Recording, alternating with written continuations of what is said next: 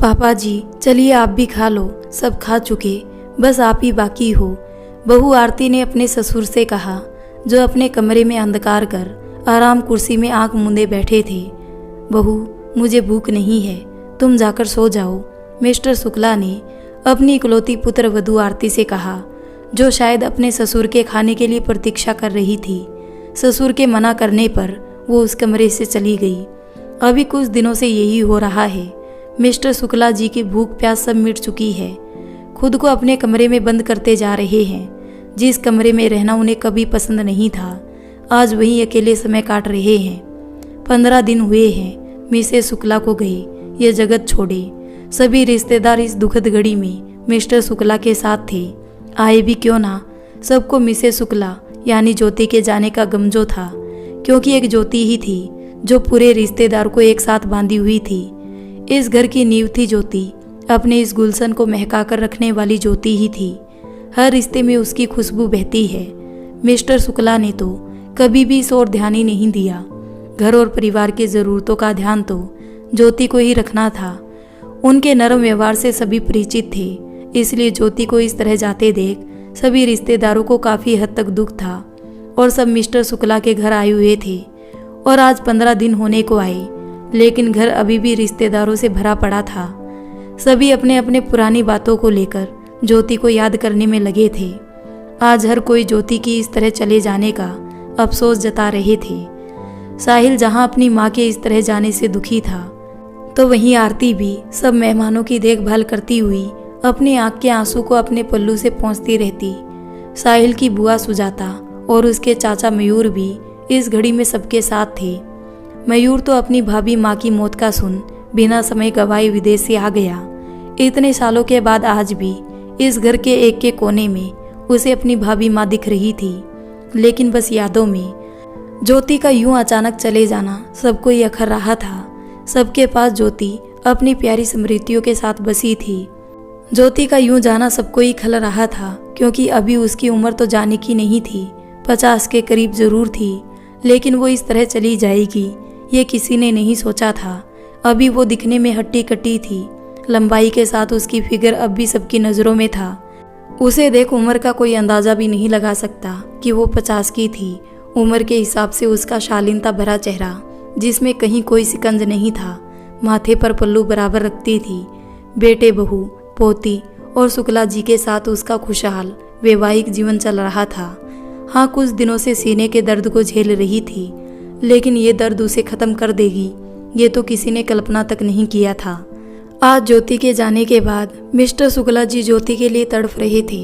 कितना कुछ उसने सोच के रखा था कि वो ज्योति को अब प्यार का सौगात देंगे, ज्योति के साथ घूमेंगे फिरेंगे। जवानी की कमी को अब पूरा करना चाहते थे, लेकिन किस्मत ने इसके पहले ही अपना रंग दिखा दिया और ज्योति विलीन हो गई इस मोह माया से। ससुर से खाने का पूछ आरती अपने कमरे में चली गई, लेकिन मिस्टर शुक्ला की आंखों में नींद नहीं थी। 15 दिन होने को आई, लेकिन अब वो बेचैन से फिर रहे थे। ज्योति का अचानक से यूं जाना शायद वो बर्दाश्त नहीं कर पा रहे थे। अब जब इस उम्र में उन्हें ज्योति से प्यार हुआ तो ज्योति उनका साथ छोड़ चली गई। अभी तो वो कुछ वर्षों से ज्योति की खूबियों को महसूस कर पा रहे थे। नए विवाहित जोड़ों की तरह इस उम्र में ज्योति के आगे पीछे घूम रहे थे। उसे वो प्यार और सम्मान देना चाहते थे जो ज्योति का अधिकार था, और इस अधिकार को ज्योति ने कभी मिस्टर शुक्ला से मांगा नहीं था। शादी के 30 वर्षों में मिस्टर शुक्ला ने उन्हें कभी प्यार नहीं दिया। हाँ, लेकिन बुढ़ापे के इस दौर में जब मिस्टर शुक्ला जी भी थोड़े ढलने लगे, तो पिछले 1-2 वर्षों में वो ज्योति को मन ही मन चाहने लगे थे। जिस ज्योति में उसने सिर्फ कमी देखी थी, अब वही आंखें ज्योति की खूबियाँ ढूंढने लगे थे। लेकिन इस बुढ़ापे में भी उसकी कभी हिम्मत नहीं हुई कि वो ज्योति को कभी ये कह पाए। मिस्टर शुक्ला जी के लिए ये प्यार व्यार की बातें ज्योति के सामने कह पाना उनके लिए कठिन था। ऐसा नहीं कि वो डरपोक थे, अगर ज्योति की जगह कोई और होता तो शायद वो कह भी देते, लेकिन ये ज्योति थी उसकी साधारण नए नक्श सांवले रंग वाली ज्योति, जो कभी कुछ भी कर ले, कुछ भी पहन ले, बस मिस्टर शुक्ला जी की आंखों में नहीं जचती थी। घर की गृहस्थी चलाने के लिए एक औरत की ज़रूरत होती है। कभी कभी जो देह में अगन होती है उसकी बस प्यास बनकर रह गई थी ज्योति।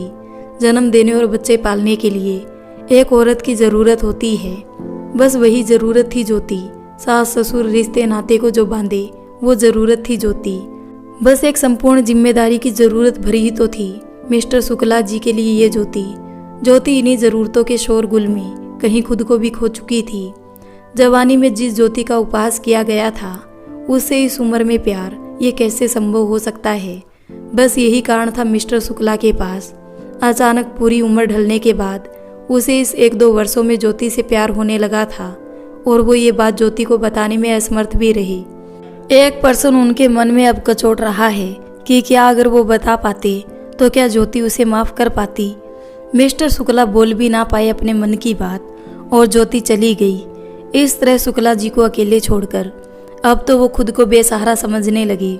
एक ज्योति ही थी जो उसे और उसके सामानों को सहज कर रखती। मिस्टर शुक्ला के बोलने से पहले ही वो सब समझ जाती थी कि उन्हें क्या चाहिए और क्या नहीं, और इसी बुढ़ापे में उन्हें ज्योति की बहुत ज़रूरत थी। इसी समय ज्योति ने भी उनसे किनारा कर लिया। अब वो 15 दिन से बिन ज्योति के इस कमरे की 4 दीवारी में अकेले समय काट रहे हैं। ये अकेलापन इतना भयावह आकृति की होती है उन्हें तो कभी पता ही नहीं था। आज उसे ज्योति दोबारा खरीदी गई आराम कुर्सी में बैठे ज्योति का अकेलापन और उसके प्यार को महसूस कर पा रहे थे। एक कमरे में 15 दिन जिससे काटे नहीं कट रहे थे वो ज्योति ने 30 वर्ष काट लिए बिना किसी उम्मीद और झिकझिक के। ये आराम कुर्सी भी जब वो खरीद कर लाई थी तो कितनी खुशी से मिस्टर शुक्ला को दिखाया था और कहा था कि सुनिए जी, ये मैं आपके लिए लाई हूँ। आप जब थक हार कर आओ तब यहाँ बैठने से आपको कुछ शांति ज़रूर मिलेगी। और हर बार की तरह मिस्टर शुक्ला ने उसे जाहिलों की पसंद का ठप्पा देकर बाहर चले गए थे। तब तो उसे इसमें ज्योति का प्यार नज़र नहीं आया, लेकिन अब वो समझने लगे थे कि शायद ज्योति ने जान लिया था कि वो जब उसे छोड़कर चली जाएगी तब ये आराम कुर्सी ही मिस्टर शुक्ला को थोड़ी राहत देगी। अब तो धीरे धीरे सब रिश्तेदार चले गए। रह गया उनका बेटा साहिल और उसकी पत्नी आरती। साहिल भी माँ के इस तरह अचानक चले जाने से दुखी था। उसे तो फिर भी आरती संभाल ही लेती, लेकिन अपने पापा के एकाकीपन का सोच वो उदास रहने लगा। उसने तो ऑफिस भी ज्वाइन कर लिया। पूरा दिन तो ऑफिस की व्यस्तता में निकल जाता है, लेकिन शाम को जब घर आता है तो पापा के कमरे में बैठकर 2-4 बातें इधर उधर की करने की कोशिश करता है। और एक दिन अपने पापा को उदास देखकर साहिल, पापा आप भी ऑफिस क्यों नहीं ज्वाइन कर लेते, कम से कम समय तो आपका निकल जाएगा, इस कमरे में अकेले पड़े रहते हो। मिस्टर शुक्ला ने कहा, नहीं मैं कुछ समय बाद ज्वाइन करूँगा, अभी मन से ज्योति का जाना शायद कबूल नहीं कर पा रहा हूँ। वैसे भी सारा जीवन में बाहर भागदौड़ी करता रहा। फिर इधर उधर की बातें कर साहिल अपने कमरे में आ जाता है। साहिल आरती से माँ के जाने के बाद पापा बिल्कुल टूट से गए हैं। हर समय अकेले बंद रहते हैं अपने कमरे में। आरती साहिल की बात सुनकर भी खामोश थी। क्या बात है, चुप हो, तुम्हारा ध्यान कहाँ है? मैंने जो कहा उसे सुना कि नहीं? हाँ सुना, तो तुमने जवाब नहीं दिया। आरती गुस्से में बोली, सुनना क्या चाहते हो तुम? साहिल ने कहा, तुम्हें हो क्या गया है? इस माहौल में भी तुम गुस्से में कैसे हो सकती हो? तुम्हें तो पापा को संभालना चाहिए। आरती ने कहा, साहिल मैं जितना कर सकती हूँ करती हूँ, इससे ज़्यादा की उम्मीद मत रखना तुम। जीते जी तो उन्होंने कभी भी मम्मी जी को उनका हक नहीं दिया, वो सम्मान नहीं दिया, तो अब किसको दिखा रहे हैं मम्मी जी के जाने के बाद? साहिल गुस्से में बोला, तुम होश में तो हो, क्या बके जा रही हो? तुमसे मम्मी ने कभी शिकायत की पापा के बारे में? नहीं ना, तो फिर ऐसे क्यों कह रही हो? आरती ने कहा, मम्मी जी ने तो कभी नहीं किया, लेकिन कहीं ना कहीं से बात का पता चल ही जाता है। और मैं नई नहीं हूँ इस घर में, 3 साल हो गए मुझे यहाँ आए हुए। तुमसे ज़्यादा अच्छी तरह से मैं मम्मी जी को मैं समझने लगी थी। एक बहू का नहीं, उन्होंने एक बेटी का दर्जा दिया था मुझे। एक औरत होने के नाते भी मैं उनका सोनापन समझ सकती हूँ। तभी जोर से साहिल ने आरती को एक थप्पड़ जड़ दिया और अपने गाल पर हाथ रखते हुए आरती चिल्लाते हुए, साहिल मैं तुम्हारी माँ नहीं हूँ जो चुपचाप सब बर्दाश्त कर लूँगी। और हाँ, अपने पापा के नक्शे कदम पर चलने की कोशिश ना करो। आरती के इस तरह चिल्लाने से उसके बाद उस कमरे से ना तो साहिल की आवाज़ आई और ना ही आरती की। उन दोनों की बेटी दिया, जो अभी केवल 1 साल की थी, वो तो ये सबसे अनजान अपनी नींद के आगोश में थी। कोई जागा था और किसी के कानों तक ये थप्पड़ की गूंज पहुंची थी तो वे थे मिस्टर शुक्ला जी। कमरे अलग जरूर थे, लेकिन 2 कमरों के बीच जो दीवार थी, अपने कमरे में बैठे वो सब सुन रहे थे। आज साहिल ने जो थप्पड़ आरती को दिया, शायद ये थप्पड़ उनके लिए ही था।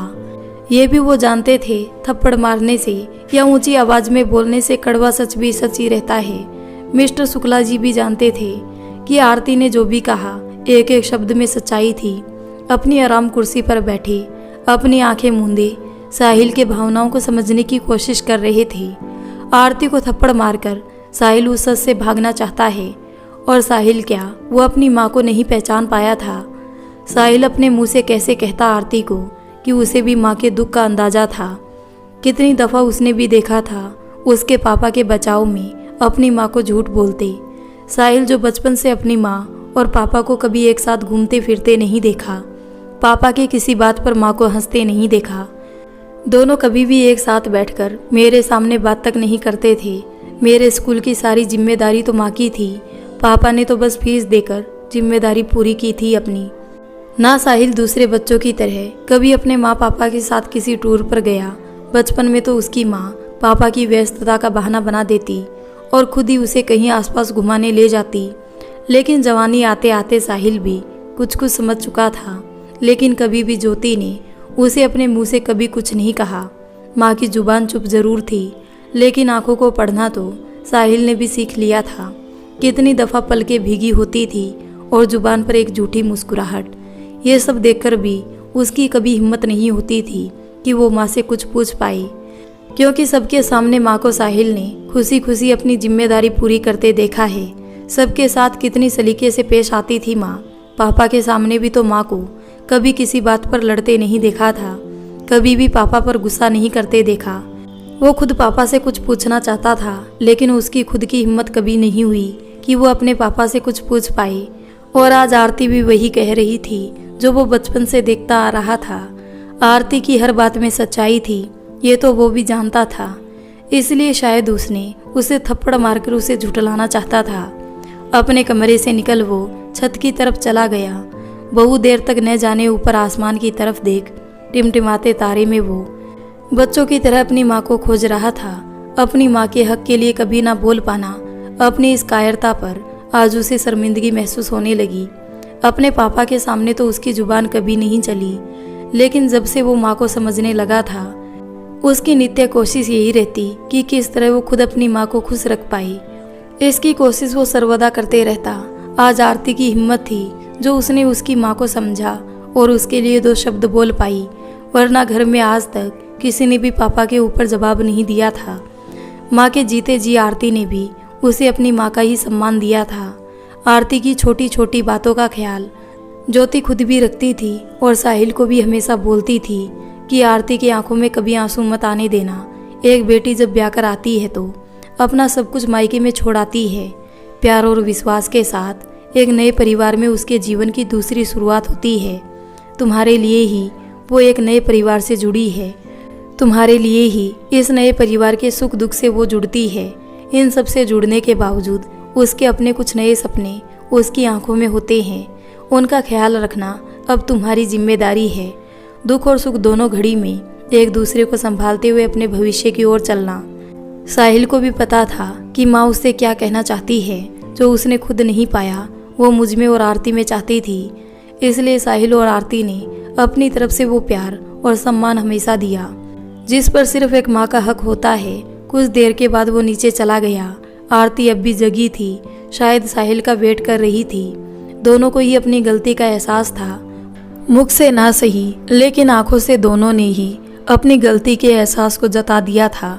20-25 दिन होने को आए, लेकिन शुक्ला जी अपने को एक कमरे तक सीमित कर खुद को रखे हुए थे।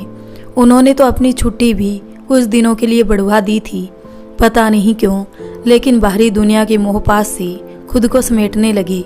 आज तीज का त्योहार था, लेकिन घर में एक सन्नाटा छाया हुआ था। आरती उपवास तो रखी थी, लेकिन रह रहकर अपनी सास को याद कर उसके आंसू निकल रहे थे। तीज त्योहार में ज्योति छोटी छोटी बात आरती को सिखलाती थी। किताबों से जब आरती का नाता जुड़ा था तो घर के कामों से दूर रहती थी, इसलिए ज्योति ने ही उसे सब सिखाया था। आरती को आज भी अपनी पहली तीज याद है। ज्योति ने उसे साज श्रृंगार करने को कहा था। बिंदी से लेकर पायल तक उसे ज्योति ने ही पहनाया था। उसे ऐसा करते देख आरती अपनी सास से, माँ ये तीज क्यों मनाते हैं, लड़कियां ये सिंदूर क्यों लगाती है। तब ज्योति हंसते हुए अपने अंदाज में एक कविता सुनाती है। ये सुनकर आरती कहती है, माँ तुमने कितनी अच्छी कविता सुनाई, आपको कविता आती है क्या।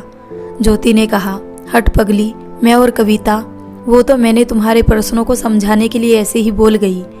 बात को घुमाते हुए फिर से ज्योति बोली, आरती देख आईने में कितनी प्यारी लग रही है तुम, और एक काला टीका उसके कानों के नीचे लगाते हुए, बस तू साहिल के सामने ऐसे ही सज धज कर रहना, बहुत अच्छी जोड़ी है तुम दोनों की। ये सोचते सोचते आरती की आंखों के किनारे से बहते आंसू ने उसके तकिए को भिगो रखा था।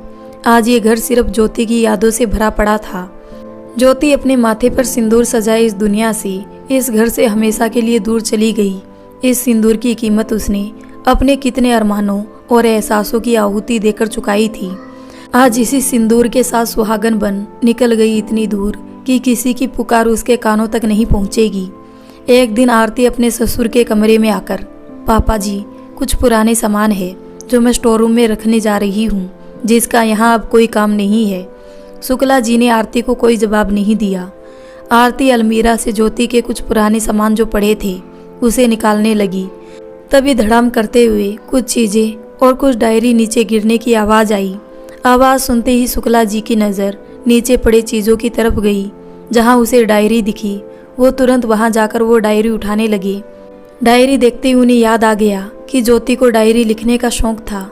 नीचे पड़े 2 डायरी को उसने उठा लिया और भीतर देखा तो अलमीरा में अभी भी 3-4 डायरी और भी पड़ी हुई थी जिसे आरती ले जाने वाली थी। तभी मिस्टर शुक्ला, आरती ये डायरी यहाँ छोड़ दो। लेकिन बाबूजी, वो इतना ही कह पाई थी कि शुक्ला जी की आंखों को देखकर अपनी पूरी बात नहीं कह पाई और डायरी को छोड़ बाकी सामान को लेकर वो चली गई।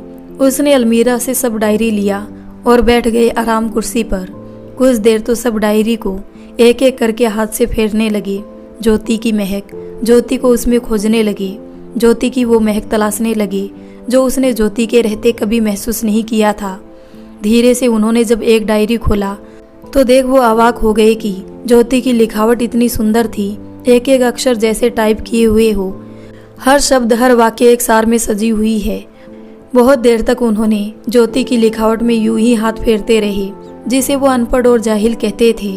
उसे शब्दों से इतना प्रेम था कि उसके साथ ही वो अपना सब कुछ शेयर करने लगी और डायरी को अपने सीने से लगाए कुर्सी में आंख मूंदे वो बातें याद करने लगे जो उन्होंने ज्योति को उस वक्त कहा था जब उसे कुछ दिन डायरी लिखते देखा था।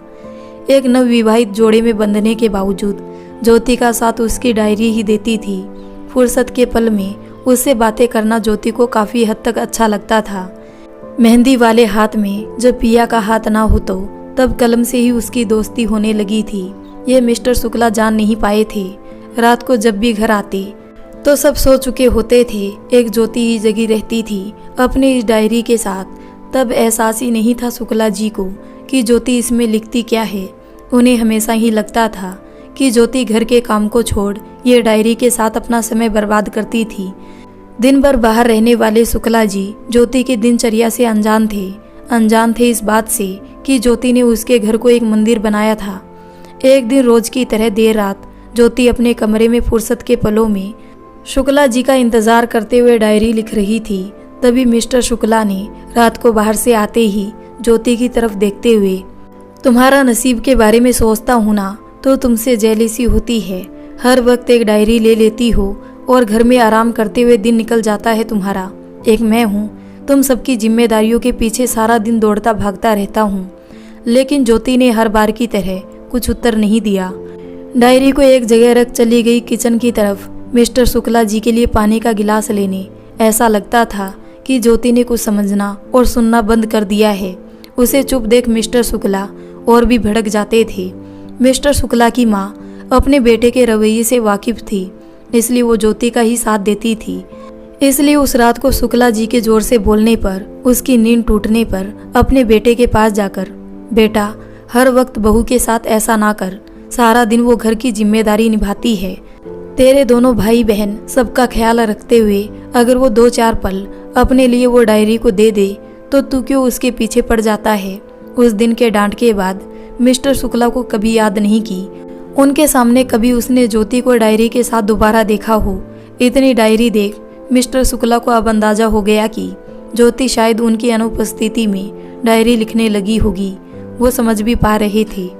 माँ की बातें मिस्टर शुक्ला जी को अब आज समझ आ रही थी कि सच में ज्योति ने एक बहू, एक भाभी, एक पत्नी और एक माँ का किरदार बखूबी निभाया था। जब ज्योति इस घर में ब्याह कर आई थी तो उसके भाई बहन सब छोटे छोटे थे। मयूर और सुजाता दोनों की ही पढ़ाई चल रही थी। धीरे धीरे भाई मयूर भी अब तो अच्छे जगह सेटल होकर बाहर बस गया है। लेकिन एक समय ऐसा था जब मयूर को विदेश जाना था पढ़ाई के लिए, लेकिन पैसों के कारण शुक्ला जी मना कर रहे थे क्योंकि घर की सब जिम्मेदारी उनके कंधों पे ही थी। एक अच्छी कंपनी में अच्छी सैलरी की जॉब थी उनकी। इन सब के बावजूद मयूर और सुजाता की पढ़ाई का भी खर्चा था। उस पर सुजाता का ब्याह भी तो शुक्ला जी को ही देखना था और उसी समय मयूर की जिद थी विदेश जाकर आगे की पढ़ाई करने की। शुक्ला जी के मना करने पर जब मयूर उदास रहने लगा, लेकिन तब ज्योति ने ही देखा था मयूर के जुनून को कि वो किस तरह अपनी किताबों को प्यार करता था और एक लगन थी जीवन में कुछ लक्ष्य पाने की। इसलिए उसके सपनों को एक मंजिल देने के लिए ज्योति ने ही अपना गहना बेचा था और मयूर को विदेश भेजा पढ़ने के लिए। मयूर तो अपनी भाभी को कब भाभी माँ कहने लगा, ये भी शुक्ला जी कभी नहीं जान पाए। विदेश जाने के दिन खुशी से मयूर सबके सामने अपनी भाभी माँ को गोद में उठा झूम रहा था। मयूर की खुशी में ज्योति को पहली बार शुक्ला जी ने भी खिलखिलाकर हंसते देखा था।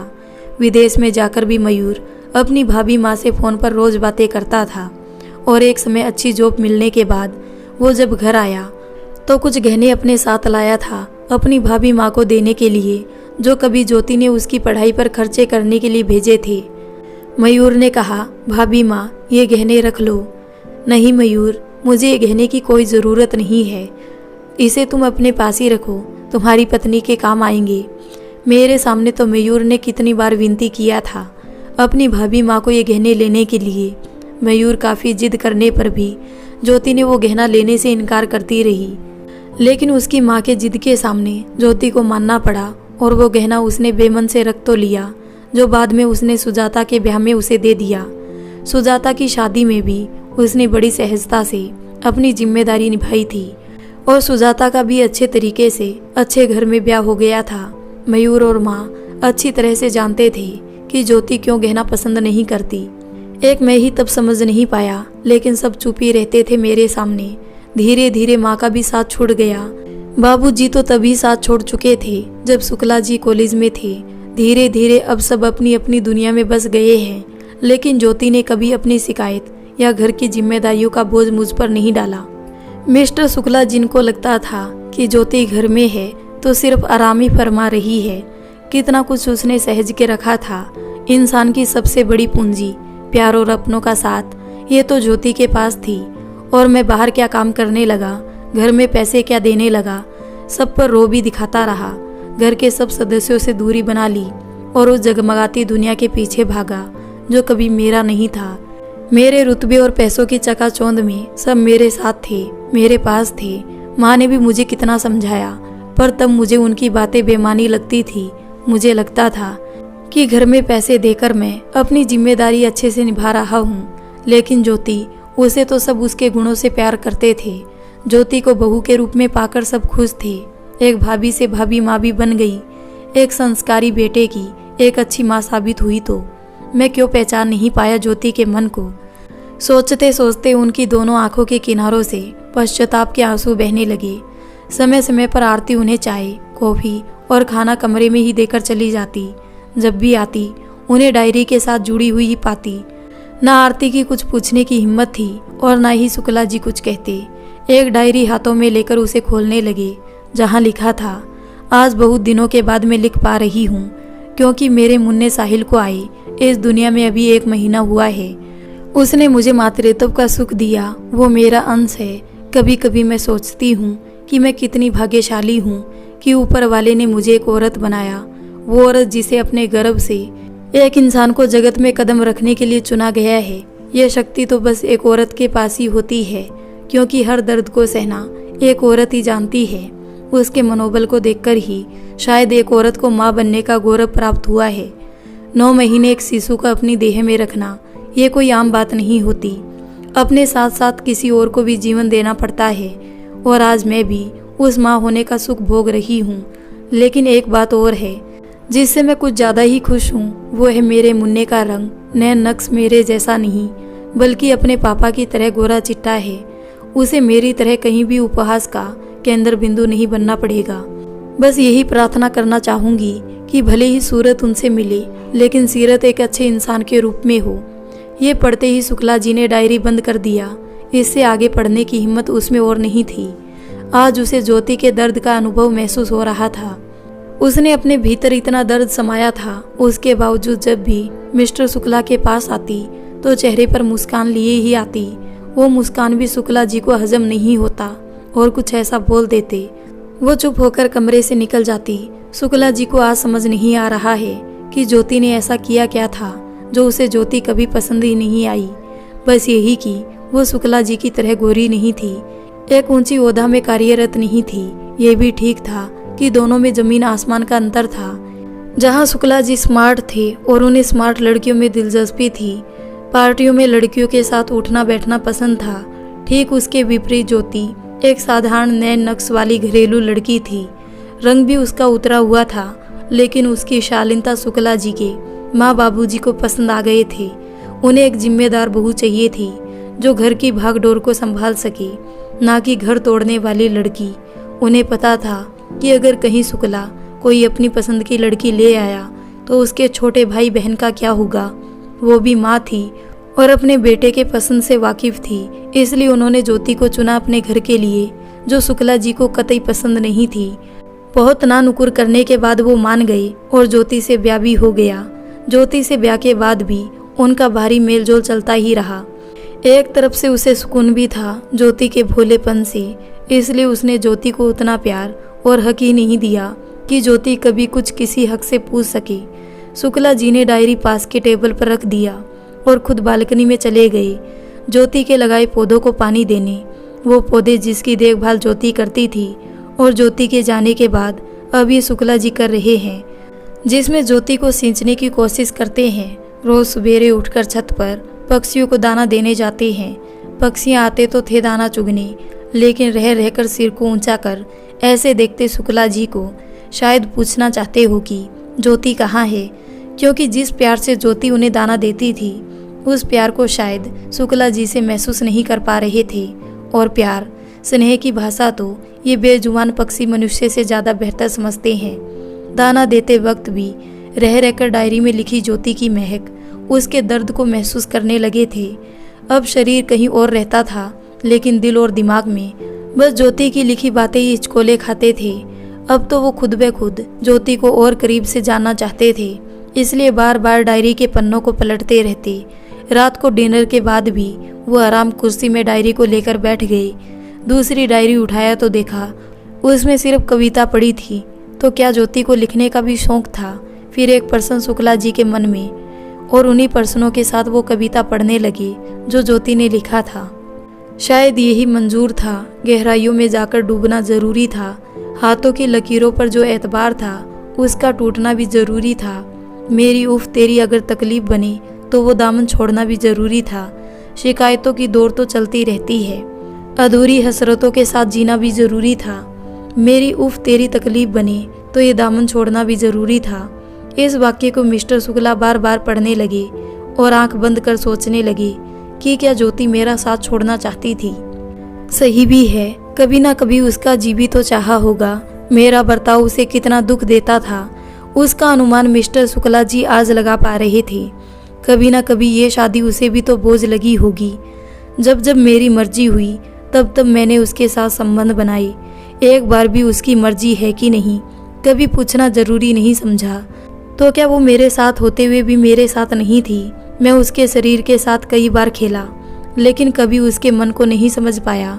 उसके मन में भी तो कई बार ख्याल आया होगा मुझे छोड़ जाने को, तो कभी मुझसे कहा क्यों नहीं। और कभी ज्योति की तरह सोचते हुए खुद से ही बातें करने लगते कि क्या अगर ज्योति मुझसे कुछ पूछती या बताती तब भी क्या मैं उसे उस समय समझ पाता। अगर वो मुझसे बात भी करती तो तब भी मेरे अहम क्या उसे स्वीकार करते। नहीं कर पाता मैं। हाँ, मैं उससे जताता नहीं था, लेकिन इतना तो तब भी मैं समझ गया था कि मेरे घर को संवारने वाली ज्योति ही थी। ये अलग बात है कि मैं जताता नहीं था, क्योंकि तब मुझे खुद पर अहंकार सवार था और वो मेरी पत्नी होकर मुझे छोड़ जाने की बात करे, मेरा गुरूर ये होने नहीं देता। और उसे तब भी मैं समझ नहीं पाता, क्योंकि मेरी आंखों में तब बाहर की गर्मजोशी का चश्मा चढ़ा था, जिसे उतार पाना इतना आसान नहीं था। शायद ये ज्योति भी समझ चुकी थी। ज्योति की डायरी पढ़ अब मिस्टर शुक्ला खुद से भी रूबरू हो रहे थे। एक समय जिस काम को करने में अपनी शान समझते थे, आज उसी से उन्हें शर्मिंदगी हो रही थी। अपने ही प्रश्नों को सोच उसमें खुद ही जवाब खोजने का प्रयत्न करते।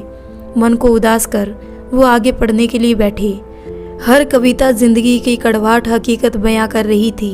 इतना दर्द वो कैसे छुपाती थी सबसे। ज्योति ने अपने भीतर इतना कुछ समेट रखा था, किसी को भी इसकी भनक कभी नहीं पड़ी। किसी की तो दूर की बात है, कभी इसकी भनक खुद शुक्ला जी को भी नहीं हुई। एक कमरे, एक बिस्तर पर इतने वर्षों काटने के बाद भी वो ज्योति को कैसे पहचान नहीं पाई। भले एक उम्र गुजर गई उसके साथ, लेकिन कभी उन पलों को उसके साथ जिया ही नहीं। शांत प्रवृत्ति की ज्योति के भीतर एक आग जल रही थी, और ये आग शायद वो अपनी कविता और कहानी के माध्यम से बुझाने की कोशिश करती थी।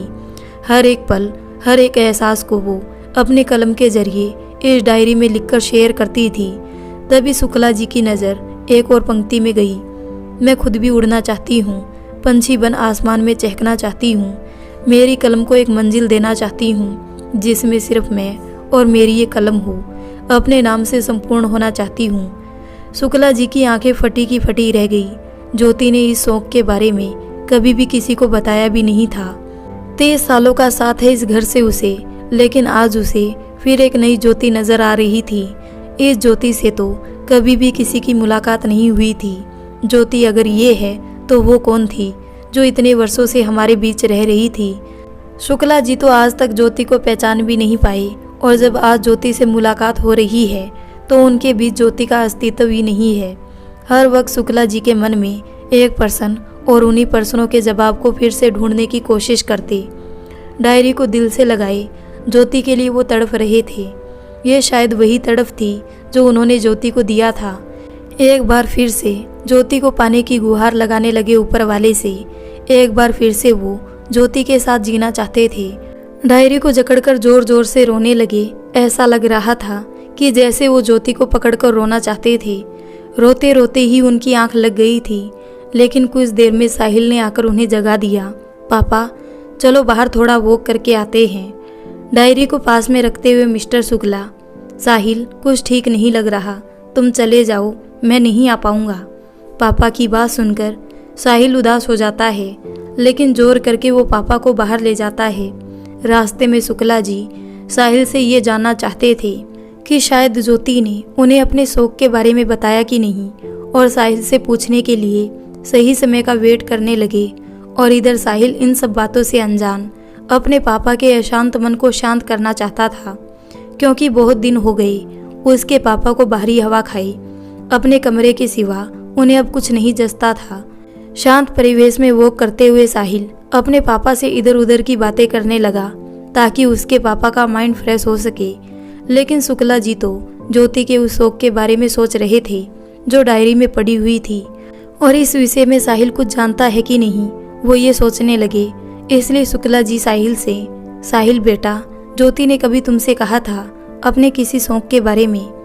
साहिल असमंजस में पापा की तरफ देखते हुए, कौन सा शौक पापा? साहिल के चेहरे के भाव को देख शुक्ला जी समझ गए थे कि साहिल भी कुछ नहीं जानता है, और वो चुप हो गई। साहिल के जोर देने पर वो बाहर तो आ गई, लेकिन उनका मन डायरी के पन्नों की तरफ फड़फड़ा रहे थे, जिसे पढ़ते हुए वो ज्योति को और भी करीब से जानना चाहते थे।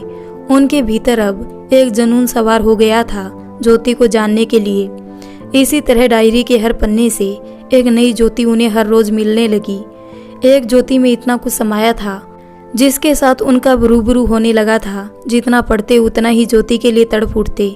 धीरे धीरे सब डायरी पढ़ने के बाद अंतिम एक डायरी बची थी, जो शायद सबसे पुरानी थी। पीलापन और पन्ने में एक कड़मड़ाहट की सिलवटें से पड़ गई थी उसमें। शुक्ला जी को डायरी देख अंदाजा होने लगा था कि इसी डायरी से शायद ज्योति की पहली शुरुआत हुई होगी, क्योंकि दूसरी डायरी की अपेक्षा यह डायरी काफ़ी पुरानी थी। लेकिन पता नहीं क्यों इस डायरी को खोलने की अब हिम्मत उसमें नहीं थी। जैसे एक पल साहस जुटाते, दूसरे ही पल डायरी से हाथ हटा लेते। कभी बालकनी में जाते तो कभी आराम कुर्सी में बैठ घंटों डायरी की तरफ निहारते रहते। कभी आंखें बंद करने की कोशिश करते तो कभी आरती को बोलते चाय देने के लिए, कभी दिया के साथ कुछ समय बिताने की कोशिश करते। लेकिन छोटे बच्चों को कैसे संभालते हैं ये भी तो उन्हें आता ही नहीं था। इसी कश्मकश में 1-2 दिन बीत गए और अंत में उन्होंने साहस जुटा ही लिया और डायरी को खोलने लगे। बड़े ही सुंदर तरीके से ज्योति ने अपने नाम को सजाया था शुक्ला जी के नाम के साथ, और साथ में अपनी एक शादी की फोटो को भी गम की सहायता से चिपकाने की कोशिश की थी उसने, जो अब पन्ने में पूरी तरह अटक गई है, जिसे शुक्ला जी बड़ी मेहनत से निकालने में सफल हुए हैं। जब फोटो को देखा तो वो फोटो थी जिसमें ज्योति को सिंदूर लगाते शुक्ला जी नजर आ रहे हैं। शुक्ला जी ने फोटो को हाथ में लेकर सहलाने लगे। अब ये फोटो नई तो नहीं थी, जगह जगह दाग, कुछ जगह तो तस्वीर में कोई रंग ही नहीं बचा था। शायद वो भी इस रिश्ते के निरस्ता का अनुमान लगा चुके थे। इस फोटो में वो ज्योति के चेहरे को पढ़ने की कोशिश करने लगे। इस चेहरे को देखकर लग रहा था कि शादी से वो बहुत खुश थी। यही वो पल था जिसे हर लड़की को इंतजार होता है। तभी फोटो के पास ज्योति के कुछ सपने, ये सिंदूर ने तेरा मुझसे तेरा पहचान बनाया है, तेरे डगर पर मुझे चलना है, ये आस दिखाया है, सर पर लाल चुनरी से इस आंगन की खुशियों को समेटना है, मेहंदी की महक से अब तुझको भी महकाना है, गजरों से अपनी इस सेज को सजाना है, चूड़ियों की खनखन में तुझ संग टूटकर बिखरना है, बिंदी मेरे तेरे नाम से चमके, दिल मेरा क्यों तुझे देख धड़के। ये पढ़कर वो ज्योति के उस प्यार को महसूस कर रहे थे जो एक नई दुल्हन के होते हैं। ठीक उसी तरह ज्योति को भी जरूरत थी, और पिया मिलन की उस रात में कहीं ना कहीं उस सेज में उसकी ये इच्छा भी अधूरी रह गई थी। ज्योति के भीतर भी एक प्रेम की तड़प थी, वो इस कविता से स्पष्ट हो रही थी। उसके भीतर भी अपने पति को लेकर कुछ सपने और प्यार के बीज पनप रहे थे। ज्योति की इस कविता ने उसके दिल में जो अरमान थी, जो चाहत थी अपने पति के लिए, उसे आज महसूस कर रहे थे शुक्ला जी। सुहाग सेज के प्यार का इंतजार शायद ज्योति को भी था। शुक्ला जी फोटो को देख अतीत में कुछ सोचते हुए उस पल में चले गए जहां तब उसने ज्योति को ठीक से देखा तक नहीं था। लाल जोड़े में थी उस दिन ज्योति, जो अपने सुहाग सेज में मेरा इंतजार करते अपनी इन्हीं भावनाओं को लिख रही थी। शायद जब मैं कमरे में पहुंचा तो ज्योति को कुछ लिखते पाया था। शायद वो यही लिख रही थी अपने पति के इंतजार में, लेकिन मेरी नज़र तो उस पर जा ही नहीं रही थी। ज्योति के जो अरमान थे उसे तो तब ये भी नहीं पता था कि वो महज एक जिम्मेदारी बनकर रह जाएगी।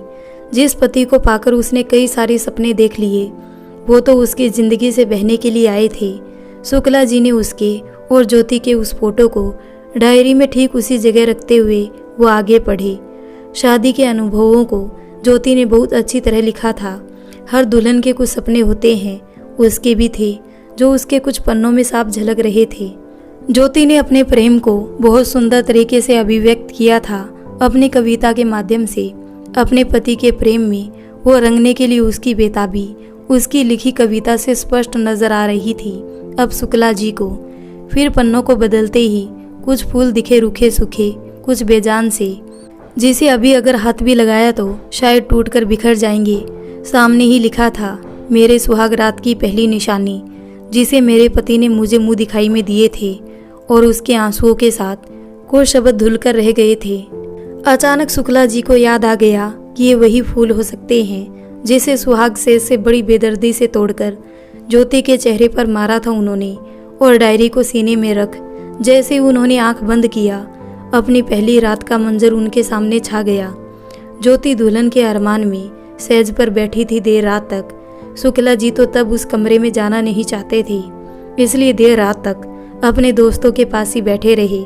शुक्ला जी के मन में अपने लिए चल रही दुविधा, इस बात से अनजान ज्योति अपने पति के प्रेम की लालसा को अपनी डायरी में सजाने लगी। और जब शुक्ला जी कमरे में आ गए तब भी वो शुक्ला जी का इंतजार करते वो कुछ लिख रही थी।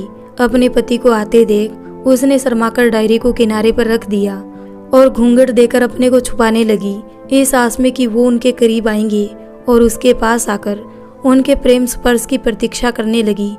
उसके इस अंदाजे को नज़रअंदाज करते हुए शुक्ला जी बड़ी बेरुखी से, तुम मेरी नहीं, मेरे माँ बाबूजी की पसंद हो और ना ही मुझे तुम में कोई दिलचस्पी है। तुम्हारे साथ एक कमरे में रहना मेरी मजबूरी है, वरना तुम जैसी लड़की को मैं अपनी ज़िंदगी में जगह भी नहीं देता।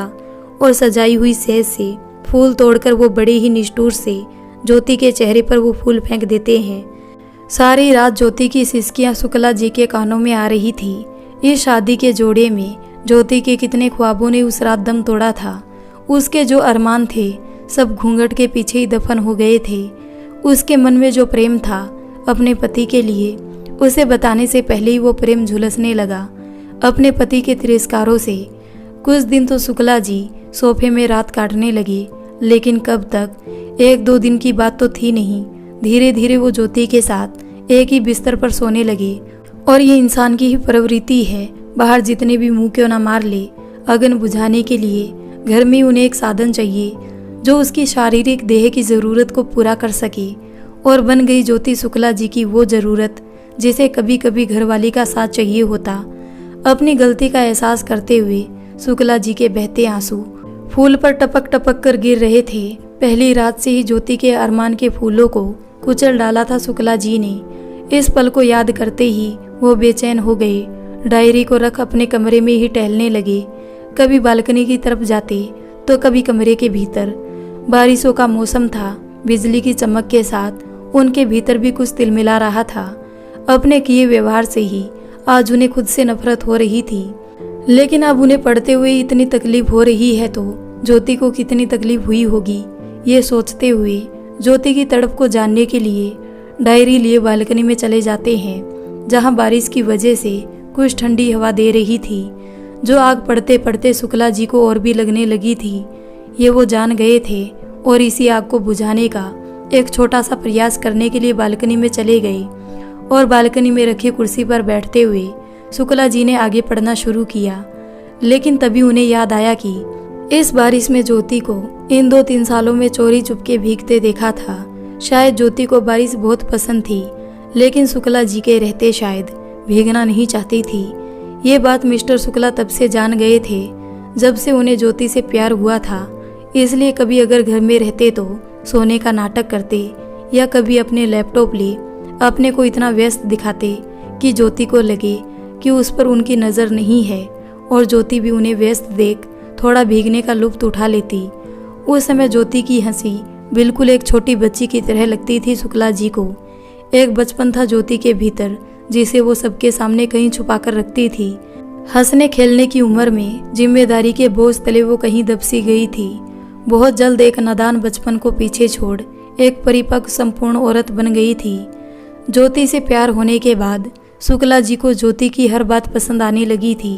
वो उसके साथ बैठकर बातें करना चाहते थे, उसका हाथ पकड़कर किसी बगीचे में जाने का उन्हें जी चाहता था।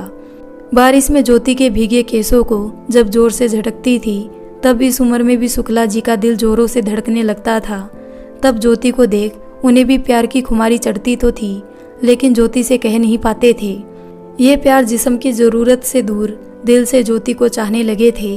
उनका भी मन तब ज्योति के साथ भीगने को करता था, लेकिन वो जानते थे कि उनका ज्योति के पास जाने से ही ज्योति कुछ बहाना बनाकर कमरे में चली जाएगी। इसलिए वो दूर से ही ज्योति को देखते रहते थे। कई बार ऑफिस से लौटते समय हाथों में गजरा लिए आते, लेकिन ज्योति को हाथ में देने से कतराते थे और पास में पड़े टेबल पर रख देखते थे कि ज्योति ने उसे उठाया कि नहीं, लेकिन वो वहीं पड़ी सूख जाती थी और शुक्ला जी खुद अपने हाथों से उसे बाहर कूड़ेदान में फेंक देते। ज्योति के पास लौटने में उन्होंने काफ़ी वक्त लगा दिया। ये बात तो उन्हें ज्योति के रहते ही समझ आ गई थी, लेकिन जब से प्यार हुआ तब उनका प्यार भी उनके पास ही रह गया। ज्योति को बताने की हिम्मत नहीं थी। एक डर था उनके भीतर कि ज्योति क्या बोलेगी उनके बताने पर। इसी कसमकस में वो बता भी नहीं पाए और ज्योति चली गई। ज्योति की हर एक चीज़ से उन्हें प्यार हो गया था, जिसे कभी ज्योति पसंद करती थी। लेकिन शुक्ला जी का ज्योति के पास आते आते ज्योति की सब पसंद एक ज़रूरत भर रह गई थी। ज्योति की सादगी अब मिस्टर शुक्ला जी को लुभाने लगी थी। ज्योति के चेहरे की शालीनता और बाहर पार्टी में मिलने वाली महक को बखूबी पहचानने लगे थे शुक्ला जी। आज जब ज्योति की डायरी पढ़ के उसके हर लफ्जों की पीड़ा को आज वो खुद महसूस कर रहे थे। तभी दूसरे पृष्ठ से अचानक उसे एक पेंसिल नजर आई तो उसे उठाकर देखने लगे। जब देखा तो वो काजल की पेंसिल नजर आई। वो सोचने लगे इसका यहाँ क्या काम। वो कुछ समझ नहीं पाए, लेकिन शब्दों की गहराई को जब समझे तो उसे पता चल गया कि ये काजल यहाँ क्या कर रही है। उन्हें तो खुद पता नहीं था कि वो खुद इंसान के रूप में एक गंवार जाहिल इंसान है। ये ताना जो वो कभी ज्योति को देते थे, दरअसल उसे बोलकर अपनी इंसानियत दिखाते थे। इस काजल का यहाँ होना ये भी शुक्ला जी की ही देन थी। ज्योति को काजल लगाना बहुत पसंद था। हर वक्त काजल उसकी आंखों में होती थी। शुक्ला जी के कुछ दोस्तों ने एक दिन पार्टी रखा था जिसमें सभी अपनी पत्नी और बच्चों के साथ सबको शामिल होना था। शुक्ला जी का मन तो नहीं था कि वो ज्योति को वहां ले जाए, लेकिन व्यवस्था में उन्हें ले जाने को सोचना पड़ा। ज्योति भी खुश थी कि पहली बार ही सही उसे शुक्ला जी के साथ जाने का मौका मिल रहा है, और वो उस दिन सजने संवरने लगी। अपने गहने पहन साज श्रृंगार कर शुक्ला जी का वेट करने लगी। और जब शुक्ला जी आए तो वो उनके पास जाकर बोली, सुनिए जी, कैसी लग रही हूँ मैं। शुक्ला जी ने एक नज़र डालते हुए तीखे तेवरों में, भूतनी लग रही हो तुम। एक तो सांवला रंग तुम्हारा, ऊपर से थोपी हो काजल, पूरी भूतनी नजर आ रही हो। ना गहने तुझ पर जच रहे हैं और ना ये काजल। मेकअप करना आता नहीं तो करती क्यों हो। मैं भी कहाँ फंस गया, इस जाहिल को कैसे झेलूंगा मैं। ज्योति की खराब तबीयत का बहाना बनाकर शुक्ला जी ने उसे पार्टी में शामिल नहीं होने दिया। एक बार भी कभी उसने पलटकर भी नहीं देखा कि उसकी कही बातों से ज्योति क्या सोचती है। उसे भी खराब तो लगता होगा। और जब एहसास हुआ भी तो तब जब ज्योति नहीं थी। ज्योति को अपने साथ कहीं लेकर जाना शुक्ला जी को बहुत ही खलता था। उनके अनुसार कहाँ राजा भोग, कहाँ गंगू तेली। और अब तक तो समझ ही गए होंगे कि कौन राजा भोग है और किसे गंगू तेली कहा जा रहा है। ज्योति ने उस दिन से गहना पहनना और सजना छोड़ दिया था। सुहाग के नाम पर बस एक सिंदूरी था। अब मिस्टर शुक्ला को याद आ रहा है क्यों मयूर के वापस किए गहने वो नहीं ले रही थी, और फिर वही गहने उसने सुजाता को दे दिया था जिसके लिए वो सजना चाहती थी। उसे ही तो पसंद नहीं था उनका सजना, तो वो किसके लिए सजे। एक औरत का गहना तो उनका पति होता है। पति के मुंह से खुद की तारीफ सुनना हर पत्नी को अच्छा लगता है, और जब वही पति तारीफ के दो बोल ना बोल पाए, जिसे पत्नी का सजना ही नाराज आए, तो ये श्रृंगार किसके लिए। कितना दुख समाये उसने डायरी में अपने दर्द को लिखा था। डायरी के हर पन्ने में तिरस्कार की बूंदों से न जाने कितने शब्द धुल गए थे। इन धुले शब्दों से शुक्ला जी को अनुमान हो चुका था कि जो ज्योति हंसते खेलते सब घर की जिम्मेदारी संभाल रही थी, जो घर के हर काम को बखूबी अंजाम देती थी, असल में वो भीतर से टूटी हुई थी, और उसके दर्द बस इस डायरी तक ही सीमित थे। जिस ज्योति को शुक्ला जी ने कभी सीने से लगाकर प्यार नहीं किया, वो आज हर वक्त ज्योति की डायरी को अपने सीने से लगाए रहते हैं। और आज भी वो डायरी को अपने सीने में रख अपने भीतर चल रहे प्रश्नों से जूझ रहे थे।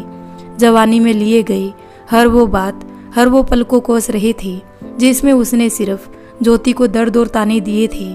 आज उसे ये ख्याल आने लगा कि उनके इस बर्ताव के पीछे ज्योति की क्या गलती थी। क्या उसका सुंदर ना होना गलत था कि मेरे रंग के सामने उसका फीका रंग मुझे खलता था। क्यों मैंने हमेशा उसकी सुंदरता को दूसरों के साथ तोला। क्यों मुझे कभी नहीं दिखा कि मुझसे अपमान पाने के बाद भी मेरी हर ख्वाहिश का ख्याल रखा उसने। मेरे घर को मंदिर बनाने वाली तो ज्योति ही थी, तो क्यों मैं बाहर भटकता रहा। आज ज्योति के हर दर्द से गुफ्तगू होने के बाद शुक्ला जी एक और जीवन चाहने लगे ज्योति के साथ, जहां ज्योति के हर गम, हर दर्द को बांटना चाहते थे, अपनी हर बदतमीजी की सजा पाना चाहते थे। क्योंकि ज्योति तो उन्हें बिना दंड दिए ही ऊपर चली गई और छोड़ गई शुक्ला जी को उनके पश्चाताप के आंसुओं के साथ। आज अगर ज्योति को शिकायत करती, अपने भीतर चल रहे तूफान लहरों को शुक्ला जी के साथ बांटती, तो शायद शुक्ला जी कुछ हद तक अपने आप से उतनी नफरत ना करते।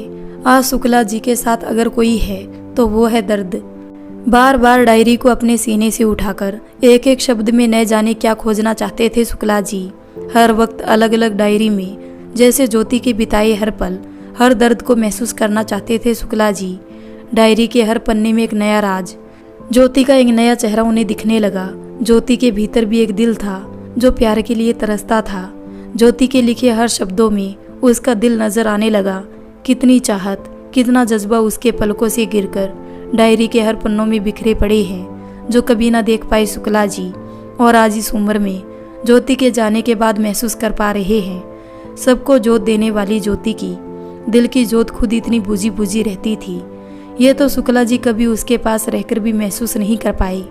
अब उन्हें एक नया ख्याल आने लगा। अपने मन से जूझते जूझते अब ये बात उन्हें सताने लगी कि अगर आज ज्योति जिंदा होती और अगर वो कहते कि आज उन्हें ज्योति से प्यार हो गया है, तो क्या ज्योति उसे माफ कर पाती? क्या उसके दिल में मेरे लिए कुछ प्यार बचा था कि इस रिश्ते के बोझ को सिर्फ वो ढो रही थी? ऐसे ही न जाने कितने पर्सन उसकी आंखों के सामने तैरने लगे और उनके पर्सन का जवाब खुद भी अब उनके पास नहीं थे। जब वो खुद को ज्योति की जगह रखकर देखते तो खुद ही जवाब का सोच घबरा जाते। आंखों में आंसुओं का सैलाब। जो ज्योति उसके पास छोड़ गई थी, उसके साथ रहना शुक्ला जी को बहुत भारी पड़ रहा था। बहुत दिनों तक डायरी पढ़ने के बाद, बहुत सोच विचार करके शुक्ला जी ने कुछ ठीक किया। कुछ दिनों के बाद साहिल ने अपने पापा को बैग भरकर कुछ ले जाते देखा। घर से निकलते वक्त भी उसने किसी को कुछ ना बताया। ना साहिल की हिम्मत हुई और ना ही आरती की हिम्मत हुई कि ये पूछ सके पापा जी कहाँ जा रहे हैं। कुछ दिनों तक शुक्ला जी रोज ही बाहर जाने लगे। एक दिन ये सब देखते हुए आरती साहिल से, तुम पापा जी से पूछते क्यों नहीं हो कि वो कहाँ जा रहे हैं? साहिल आरती की तरफ देखते हुए, अरे अच्छा है ना, कब तक घर में बैठे रहेंगे? दोस्तों से मिलेंगे तो थोड़ा उन्हें भी राहत मिलेगी।